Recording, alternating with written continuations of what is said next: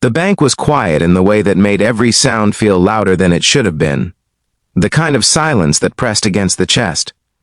The woman stood at the counter with trembling hands, repeating softly that she only wanted to see her balance.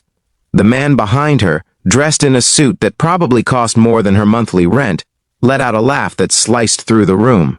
He didn't stop smiling until the screen finally turned toward him, and in that instant everything he thought he knew collapsed. If you believe that kindness still matters in a world obsessed with money, status, and appearances, take a moment right now to like this video, share it with someone who needs hope, leave a comment, and subscribe to the channel. Stories like this remind us that second chances are real, and that judgment often blinds us to the truth. Her name was Clara Bennett, and on that morning she looked like someone the world had already forgotten. Her coat was thin, worn at the cuffs, and far too light for the bitter winter air outside. The fabric had lost its color long ago, dulled by years of washing and careful mending. Her shoes were scuffed, her hair pulled back without vanity, and her face carried the quiet exhaustion of someone who had learned not to expect much from life anymore. She clutched a small purse to her chest as if it were something fragile, as if letting go might cause everything to fall apart.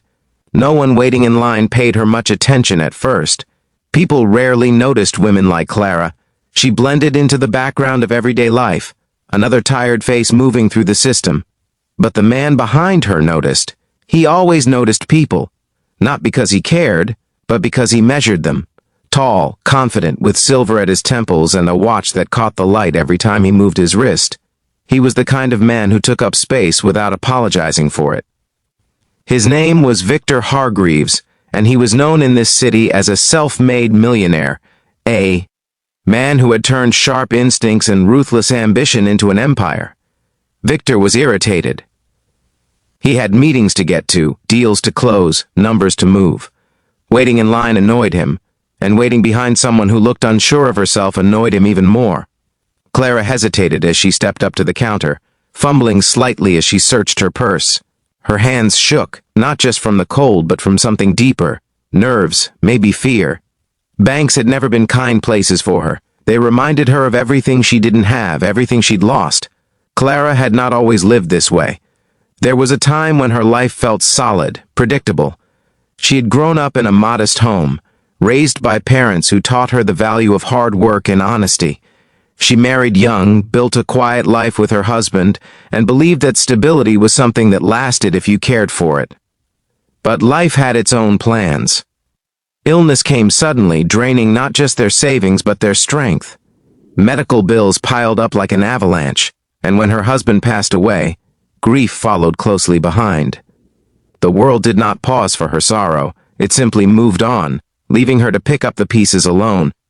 Jobs became harder to keep as time went on. Clara was good at working, reliable, careful, but she was never loud enough, never bold enough to demand recognition. When companies downsized, her name was often near the top of the list. Eventually, she found herself doing part-time work, cleaning offices at night, caring for elderly neighbors when she could. Each paycheck was carefully divided between rent, food, and the smallest possible comforts. There was never anything left over. Yet through all of it, Clara held on to one thing she never told anyone about. Years earlier, before everything fell apart, she had opened an account. It was something her husband insisted on, something he said was for the future, for security. After his death, the paperwork had confused her, overwhelmed her. She barely understood what was in that account or whether it still existed. But recently, a letter had arrived, forwarded through 3 old addresses, with her name printed neatly on the front. It mentioned her account and urged her to visit the bank. She had spent days debating whether to come, afraid of disappointment, afraid of looking foolish. That fear stood heavy in her chest now as she asked, as politely as she could, to see her balance. She expected a small number, something barely worth the effort, maybe even nothing at all. The laugh from behind her caught her off guard. It wasn't loud, but it was sharp enough to sting. Victor hadn't meant to be cruel. It came from a place of assumption, of certainty that he understood the world better than she did. To him, a woman like Clara had no business worrying about balances. He smiled to himself, already dismissing her. The teller typed quietly, the screen glowing softly. Clara stared at her hands, willing them to stop shaking. She felt every eye in the room, even if no one was truly looking. This was the moment she had dreaded, the confirmation that her hope had been misplaced. The seconds stretched, thick and heavy, until the teller's expression changed. It was subtle, a pause that lingered just a little too long. The teller turned the screen slightly, following procedure, allowing Clara to see. Clara leaned forward, squinting, trying to make sense of the numbers. She didn't understand them at first. There were too many zeros, too many commas. Her breath caught in her throat as realization crept in slowly, like dawn after a long night. The account was not empty. It was not small. It was staggering. What Clara did not know, what she had never been told, was that her husband's quiet nature had hidden a sharp financial mind. He had invested carefully over the years, placing money into long-term holdings he believed in. After his death, those investments had grown untouched, compounding silently while Clara struggled to survive day by day. The letters sent to their old address had gone unanswered for years, the account dormant but alive. Victor saw the screen too. He hadn't meant to look, but his eyes were drawn to it as the teller adjusted the angle. The smile on his face vanished. For the first time that morning, perhaps for the first time in a long while, Victor felt something close to shock. The number on that screen rivaled figures he saw in his own accounts. It contradicted everything he believed about the woman standing in front of him. Clara felt dizzy. The room seemed to tilt, sounds muffling as tears welled in her eyes. She wasn't thinking about luxury or revenge or proving anyone wrong.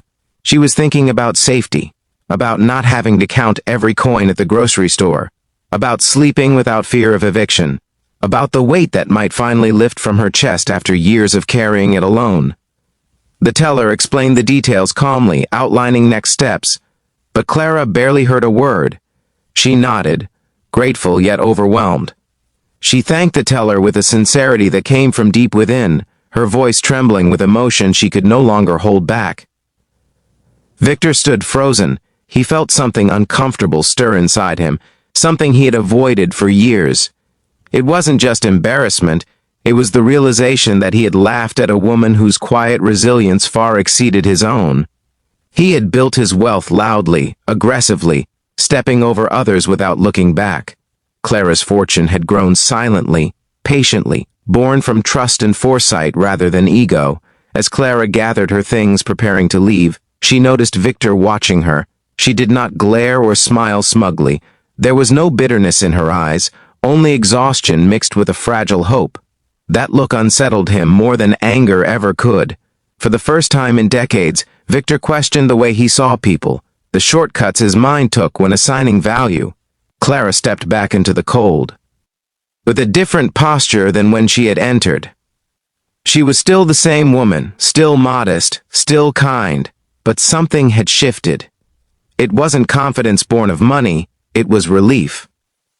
She walked slowly, letting the winter air sting her cheeks, grounding herself in the reality that her life had changed in a way she never imagined in the weeks that followed. Clara did not disappear into extravagance. She paid her debts quietly, moved into a small, warm apartment, and continued to live simply. But she also remembered every night she went to bed hungry, every time she felt invisible. She began donating anonymously to shelters, funding medical treatments for people who reminded her of her husband, supporting programs that helped those who worked hard yet were always one step behind. Victor couldn't forget her. The image of that screen haunted him, not because of the money, but because of the mirror it held up to his own soul. He began noticing people he had once ignored. He started questioning decisions that prioritized profit over humanity. It was a slow change, uncomfortable and imperfect, but real. If this story has touched your heart, if it has reminded you not to judge a life by appearances, please take a moment to like this video, share it, and leave a comment. Your engagement helps keep stories like this alive and reaching others who need them. Before the ending, I want to ask you something special. Please comment below with one word that describes how this story made you feel. Those words matter more than you might think.